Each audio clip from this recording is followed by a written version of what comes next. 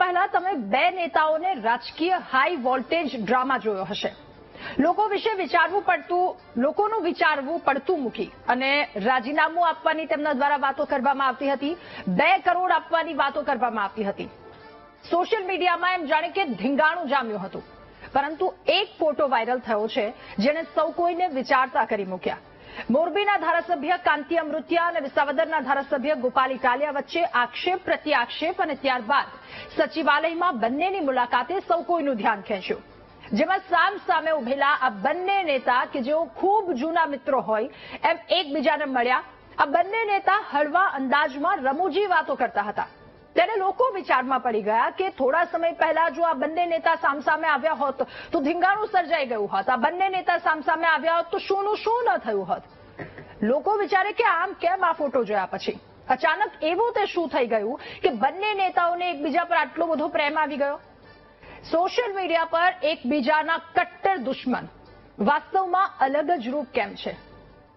રાજીનામાનો challenge આપનાર વિરોધીઓ દોસ્ત બની ગયા. શું આ બંને નેતાઓ વચ્ચે સમાધાન થઈ ગયું? આ ફોટો જે અનેક સવાલો ઉઠાવી રહ્યું છે. આ મુલાકાત એમની અને મુલાકાત દરમિયાન એવી તો શું વાત થઈ કે ચેલેન્જ આપનારા એ બંને નેતાઓ એક તસવીરમાં આવી ગયા અને કટ્ટર દુશ્મન તરીકે આ બંને નેતા કે જેઓ બંને આટલા હળવા અંદાજમાં રમૂજ અંદાજમાં એકબીજા સાથે વાતો કરી રહ્યા છે. લોકોના મનમાં એક સવાલ ઉઠી રહ્યો છે કે આખરે આવું કેમ આવીને ઉભું રહી ગયું? એ પાછળની હકીકત શું છે? આ ફોટો જ્યારે ખેંચાય ત્યારે શું વાતચીત થઈ રહી હતી એ જાણવાનો પ્રયત્ન કરીશું મહામંથનના આ બીજા મુદ્દામાં.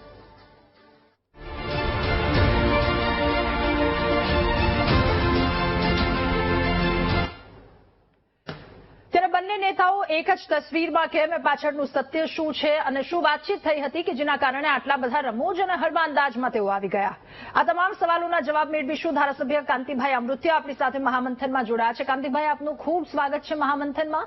ગોપાલ ઇટાલિયા અને કાંતિ અમૃતિયાની એક તસવીર ખૂબ ચર્ચામાં છે. એ વિશે તમારું શું કહેવું છે? કાલે બરોબર સીએમ સાહેબને મળી નીચે ઉભા હતા અને હું બરોબર મળી નીકળો. મારા કામ માટે રૂટીન છે મારું, સોમ મંગળ બુધ ગાંધીનગર હોય કામ કરવા માટે. એટલે મને એમ થયું ગોપાલભાઈ અહીંયા ઉભા છે, એના પાસે જવું. હું એના પાસે ગયો. એટલે ગોપાલભાઈને મેં કીધું કે 2 દિવસ પહેલા મોરબીમાં જે સભા હતી ઈશુદાનભાઈની, એમાં ખાલી એક એ વિસ્તારના ભાઈએ રજૂઆત કરી, એમાં તમે લાફા મારો. હજી તો એક જ સીટ આવી, એમાં લાફા મારો એ ક્યાં વાજબી નથી. અમે તો 30 વર્ષથી સરકારમાં આવી, 30 વર્ષથી ધારાસભ્ય. અમે અમારે આંદોલનમાં અમારા કપડાં ફાંડ નાખ્યા, ઓફિસ વર્ગને કોઈને લાફા નથી માર્યા, ગાંઠના એને છોડાવ્યા. પ્રજાને રજૂઆત કરવાની છૂટ હોય. એક સીટમાં તમે આવી રીતે કરો તો સરકાર આવે તમે શું કરો? એટલે તમે આ સિસ્ટમ ખોટી છે એવું મેં એને કીધું. તો શું કાંતિ અમૃતિયા અને ગોપાલ ઇટાલિયા વચ્ચે બધું જ નોર્મલ થઈ ગયું છે? એમાં તો નોર્મલ જ હોય ને, રાજકારણમાં નોર્મલ જ હોય. કઈ વળી આવે ગરમ તો ગરમ હોય ગમે ત્યારે. તો ભાજપ અને આમ આદમી પાર્ટીના નેતા એમાં પણ પાછા ગોપાલ ઇટાલિયા સાથે તમારી તસવીર શેર થાય છે, વાયરલ થાય એટલે સ્વાભાવિક છે કે રાજકીય વર્તુળોમાં ચર્ચા જાગે.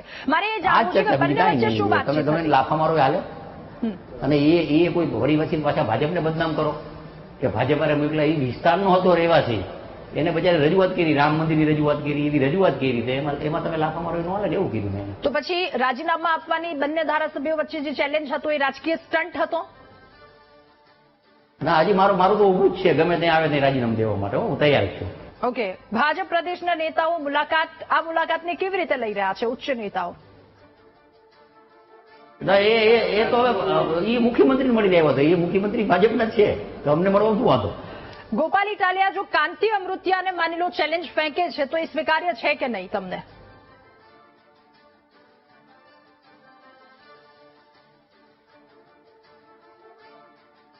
ચેલેન્જમાં હારે જ હું પેલા આવીશું એક પગલું. તમારો આ ફોટો વાયરલ થયો ત્યાર પછી લોકો કહી રહ્યા છે કે નેતાઓ બધા ભેગા જ હોય, પ્રજા સામે બતાવવાના દાંત અલગ, લોકોની સામે અલગ હોય, આવું ચર્ચા છે. તો એના વિશે તમે ના, હું તો કહેવા ગયો તો. એ તો અહીંયા ઉભા હતા, હું ગયો તો હમેથી હાલી. એક ન હોય, હું એને કહેવા ગયો તો લાફા નો મારો. ઓકે, શું સોશિયલ મીડિયા પરની નેતાઓની લડાઈ ફક્ત લોકોનું ધ્યાન ખેંચવા માટેનો એક ઢોંગ હતો કે પછી રાજકીય મુલાકાત અને સમજણનું પરિણામ હતું?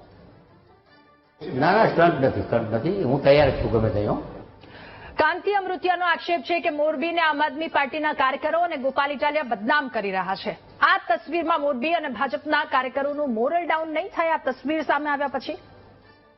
ના, એ તો ઈશુદાનભાઈને હું આજથી વર્ષોથી ઈશુદાનભાઈ હું તમને 35 વર્ષથી ઓળખું. તમે ખોટે ખોટા બદનામ કરોમાં ભાજપના કાર્યકર્તા, અને ભાજપના અમારે કરવું હોય તો તમારી સભા જ ન થવા દે, ચેલેન્જ મારીને કંઈ ન થવા દે, એવા ખોટા બદનામ કરવાનું બંધ કરો. એ વિસ્તારનો કાર્યકર્તા હતો, એ વિસ્તારનો માણસ હતો, એને રજૂઆત કરી, એમાં રજૂઆતમાં તમે લાફા મારો ને પાછા ભાજપને બદનામ કરો. તો કાંતિ અમૃતિયા અને ગોપાલ ઇટાલિયા વચ્ચે જે વર્ચસ્વની લડાઈ જામી પછી આ પ્રકારના દ્રશ્યો, તો શું કોઈ દબાણ હતું કે સમાધાનની ભૂમિકામાં તમે લોકો જોવા મળ્યા? પણ અમે દબંધ ન હોય. અમે તો ભારતીય જનતા પાર્ટીના ધારાસભ્ય છીએ, વિકાસના કામોનું પાર્ટીની લાઈનમાં લેવાનું, કઈ ખડે ચડી જાય તો એમાં દબાણ ન હોય કે ગોપાલભાઈ એવું બધું અમે ધીમું જીવો કેવા, અને કોઈ પ્રજાને લાફો મારે કેવા નહીં જવાનું મારે. હું ધારાસભ્ય હોઉં, એ ધારાસભ્ય એ પહેલી વાર હું હાથ નિભાડું. ઓકે, કાંતિભાઈ, વિધાનસભાનું ચોમાસું સત્ર આવી રહ્યું છે, તો રાજીનામાની ચેલેન્જ હજુ ચાલુ રહેશે? મારી કાયમ માટે જીવન તો પાકો હોઉં, ગમે ત્યારે 10 મિનિટમાં હું તૈયાર છું ભાઈ શ્રી શંકરભાઈ પાસે જવા, એને ગમે ત્યારે આવવું હોય તો છૂટ છે. ઓકે, કાંતિભાઈ, આપનો ખૂબ આભાર મહામંથનમાં અમારી સાથે જોડાવા બદલ. તો કાંતિ અમૃતિયા ચેલેન્જ જે આખી પોલિટિક્સ ચાલી હતી, ત્યારબાદ આ એક તસવીર, લોકોના મનમાં ઘણા બધા સવાલો. એમના દ્વારા એવું કહેવું છે કે જે યુવકને લાફો મારવામાં આવ્યો હતો એ ન મારો, એ માટે તેઓ બંને નેતાઓ મળ્યા, આટલી રમૂજ અંદાજમાં એમના દ્વારા વાત કરવામાં આવી.